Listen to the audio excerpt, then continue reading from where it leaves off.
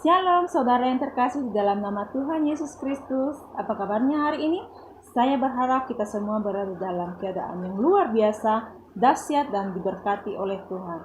Kenapa saya katakan demikian? Karena memang kita adalah anak-anak yang diberkati oleh Tuhan, yang dibimbing oleh Tuhan dalam setiap keadaan kita. Allah kita memang luar biasa dan kita harus mengakui itu dalam setiap apa yang telah kita terima. Yakin dan percaya, ketika kita percaya kepada Tuhan, maka kita akan dilindungi, kita akan diberkati, dan juga kita akan diberikan apa yang kita butuhkan, bukan yang kita inginkan. Baiklah saudara-saudara sekalian yang terkasih di dalam nama Tuhan Yesus Kristus, sebelum saya melanjutkan pembahasan nats Alkitab yang akan kita bahas pada saat ini, perkenalkan saya Halimah Marisa Nabeban, saya mahasiswi IAKN Tarutung. Baiklah saudara-saudara yang terkasih di dalam nama Tuhan Yesus Kristus, di masa ini mungkin banyak hal yang membuat kita merasa saya tidak mampu, saya tidak bisa.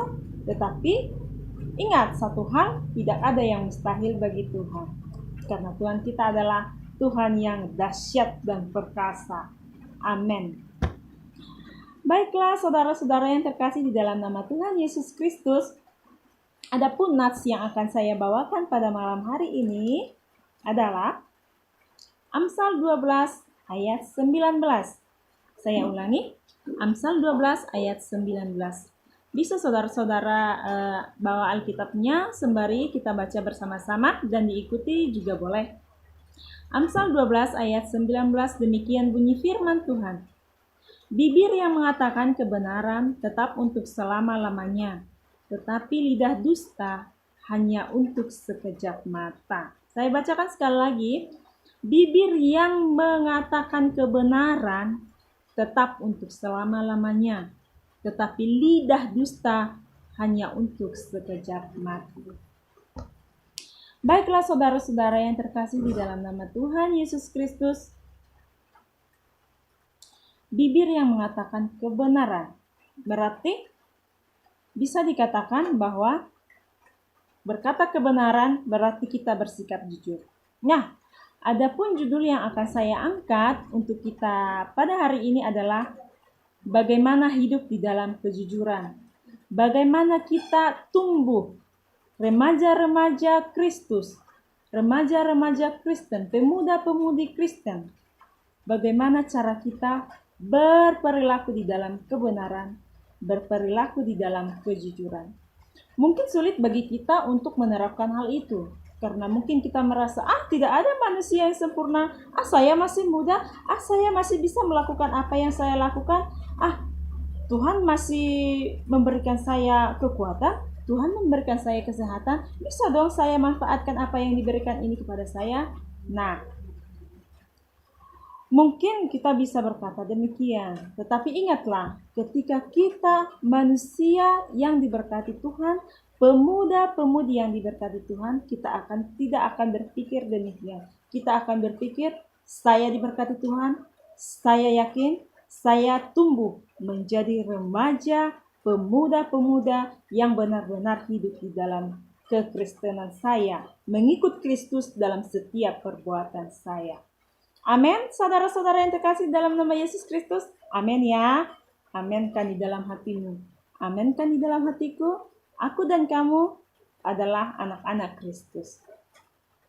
Baiklah, saya ambil juga nats pendukung kita, yaitu di Amsal 12 ayat 15. Bisa saudara-saudari ambil Alkitabnya, kita buka bersama-sama dan saya bacakan ya. Jalan orang bodoh lurus dalam anggapannya sendiri. Ingat, jalan orang bodoh lurus dalam anggapannya sendiri. Tetapi siapa mendengarkan nasihat, maka ia orang bijak. Jalan orang bodoh lurus, katanya.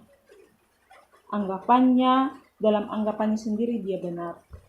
Tetapi ingatlah, kita sebagai anak-anak Kristus, tentunya kita diberkati oleh Tuhan, diberikan akal dan pikiran, dan juga kita hidup di dalam Kristus, maka kita harus bisa berperilaku yang baik dan benar, dan tidak mengandalkan akal pikiran kita sendiri, tetapi kita harus bisa senantiasa meminta petunjuk dari Tuhan. Ya Tuhan, saya masih muda, saya belum bisa memutuskan apa yang terbaik kepada saya, tetapi yakin dan percaya ketika kita meminta kepada Tuhan, kita akan tumbuh menjadi pemuda-pemuda yang bersinar, yang dahsyat, yang sempurna di dalam kerohanian kita. Amin? Amin. Oke, kita lanjutkan. Ada juga di sini saya bacakan.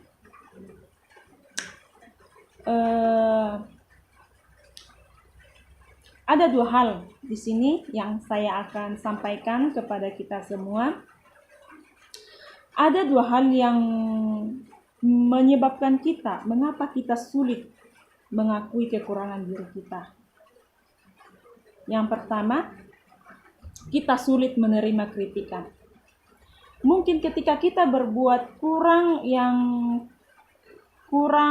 mungkin berkenan di hati oleh orang tua kita, mungkin karena mungkin saya juga sebagai pemuda banyak hal atau kekurangan yang pernah saya lakukan, tetapi kita harus siap menerima kritikan supaya kita bisa berubah menjadi pemuda-pemudi yang kuat, yang memang pantas dikatakan sebagai pemuda-pemudi Kristen. Jadi apapun yang kita lakukan, kalau memang tidak baik, kita harus siap menerima kritikan.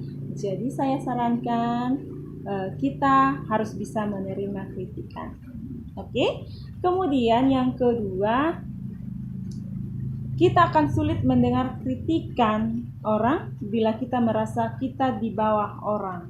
Jadi artinya, kita sebagai anak-anak Tuhan, kita harus bisa mengatakan bahwa saya memang masih muda dan saya memang masih butuh bimbingan dari orang tua, dari yang di atas kita, supaya kita bisa tumbuh menjadi lebih baik ke masa yang akan datang. Setuju ya? Oke, saya harap kita semuanya setuju. Sebagai anak-anak Tuhan, ya pastinya kita setuju untuk hal-hal yang positif. Baiklah, untuk mendukung nats ini ada sebuah kisah yang akan saya ceritakan kepada saudara-saudara sekalian. Demikian. Seperti ini. Dalam satu kerajaan ada seorang raja dan ratu. Ya mungkin ya memang benar. Dalam satu kerajaan yang ada rajanya dong. Gak mungkin dalam satu kerajaan gak ada raja, ya kan? Nah, raja ini hidup dengan sang ratu, tetapi tidak memiliki ahli waris, katanya. Jadi mereka berpikir untuk mencari seorang ahli waris yang baik, jujur, dan berperilaku sebagai seorang yang bisa diandalkan dalam kepemimpinan dalam kerajaan mereka kelak. Jadi raja ini berkata demikian, "Hai pengawal-pengawalku, kita berkumpul dulu. Kita membuat sayembara untuk mencari pemuda-pemuda di seluruh pelosok negeriku ini untuk mencari ahli warisku di hari yang akan datang," katanya. Jadi dikumpulkan semua pemuda-pemuda dalam lingkungan kerajaannya untuk dijadikan sebagai ahli warisnya. Kemudian seluruh pemuda datang tanpa terkecuali. Katanya demikian, "Wahai pemuda-pemudi yang saya sangat banggakan dalam negeriku ini, saya akan mencari seseorang yang menjadi ahli waris kerajaan ini, tetapi harus yang jujur, harus yang benar-benar bisa diandalkan suatu hari nanti. Jadi yang akan saya berikan sebagai ujian adalah saya akan bagikan bibit," katanya. Datanglah raja, dibagikan bibitnya kepada setiap pemuda itu. Satu bibit, satu pemuda, dibagikan. Dibagi. Semua pemuda dapat. Nah, katanya, 3 bulan kemudian, kalian harus datang membawa bibit yang saya berikan menjadi sebuah pohon yang akan siap kita tanam.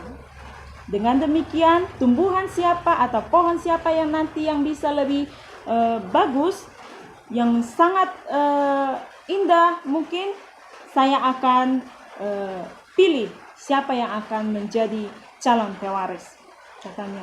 Dengan bangga, semua pemuda itu pulang langsung melakukan apa yang diperintahkan oleh sang raja.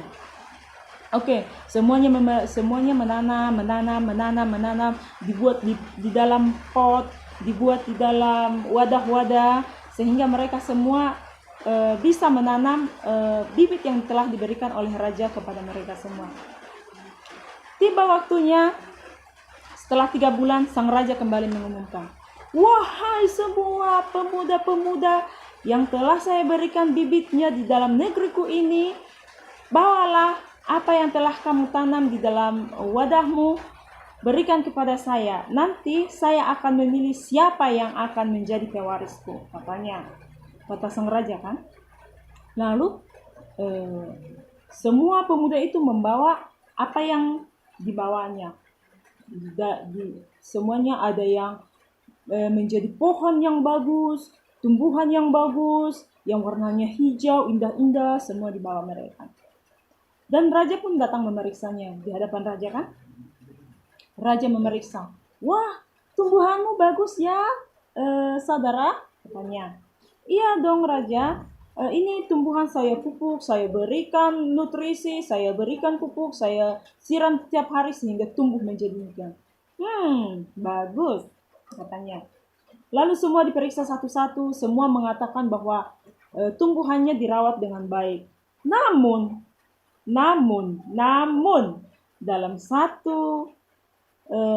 dalam kumpulan itu ada seorang pemuda yang berkata demikian. Dia membawa potnya, tetapi tidak ada tumbuhan sama sekali di dalam wadahnya itu. Kemudian sang raja berkata, "Hai pemuda, kamu kenapa dalam potmu tidak ada tumbuh apapun?" katanya. "Kan saya sudah perintahkan, tumbuhannya harus indah, bagus untuk dibawa kepada saya. Apakah kamu menghina saya? Kamu membawa wadah yang tidak ada tumbuhannya kepada saya?" katanya. Si pemuda tersebut langsung tersentuh. "Ampun raja, ampun, maaf. Tetapi memang saya telah tanam bibit yang telah raja berikan kepada saya. Saya sudah siram, saya sudah kasih pupuk, saya sudah kasih sepenuh hati saya untuk menanam bibit tersebut. Saya telah memberikan apa yang terbaik yang bisa saya mampu. Kalaupun pekerjaan saya ini tidak bisa membuat raja bangga, membuat raja merasa terhina, saya bersedia dihukum raja. Tetapi saya benar-benar mengatakan yang sebenarnya. Bibit yang telah raja berikan kepada saya memang tidak tumbuh rajaku. Saya mohon ampun, saya bersedia dihukum seberat-beratnya jika memang apa yang saya lakukan telah menghina kerajaan," katanya. Raja pun terdiam dan tersenyum manis.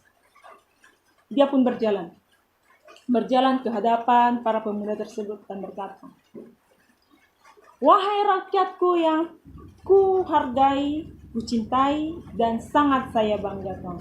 Di sini telah berkumpul semuanya pemuda-pemuda yang telah saya berikan bibit yang 3 bulan lalu untuk ditanam. Semuanya memang membawa yang bagus-bagus kepada saya.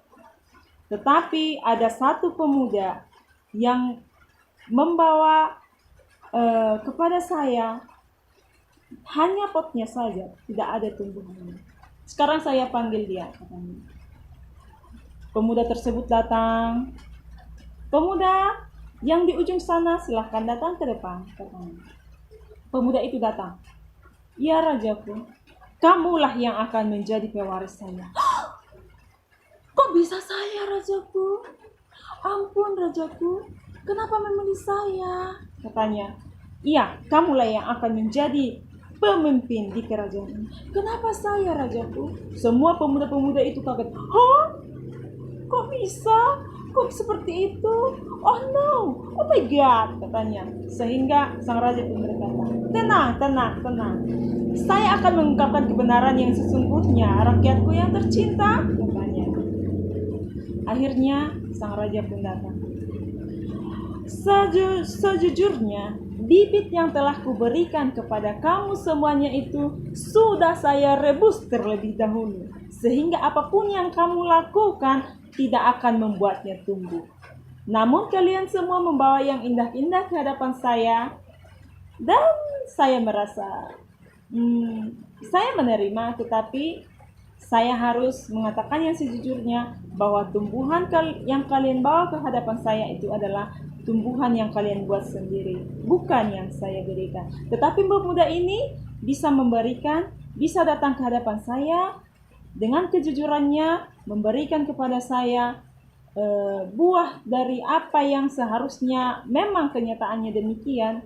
Tumbuhan itu memang tidak bisa tumbuh, dia bawa ke hadapan saya, dia bersedia dihukum karena perbuatannya yang mungkin katanya melukai saya. Tapi itulah yang benar.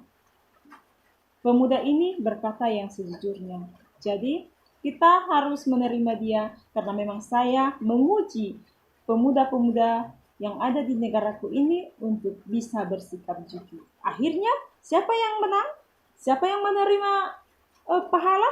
Siapa yang menerima hadiah?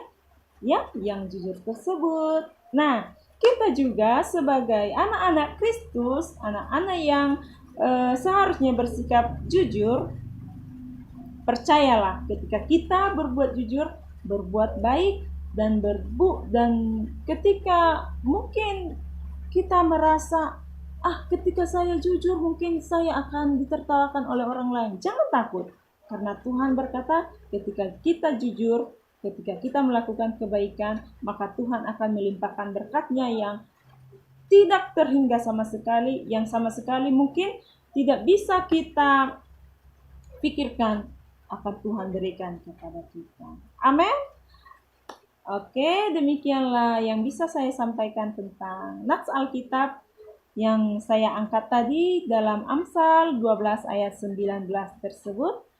Marilah kita senantiasa berbicara di dalam kejujuran, bersikap jujur, bersikap baik, sehingga kita bisa menjadi anak-anak yang diberkati oleh Tuhan, yang bisa diharapkan oleh keluarga kita, diharapkan oleh negara kita, terlebih diharapkan oleh Tuhan Yesus, Allah kita, menjadi penopang gereja. Dan satu hal yang saya tekankan, kita adalah mahasiswi dalam Kristen. Jadi sudah sepatutnya kita melakukan perbuatan yang sejalan atau relevan dengan apa yang kita sandang sebagai Kristen sejati.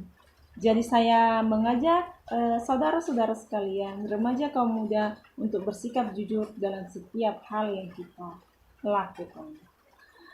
Demikianlah nats yang telah kita bahas pada malam hari ini.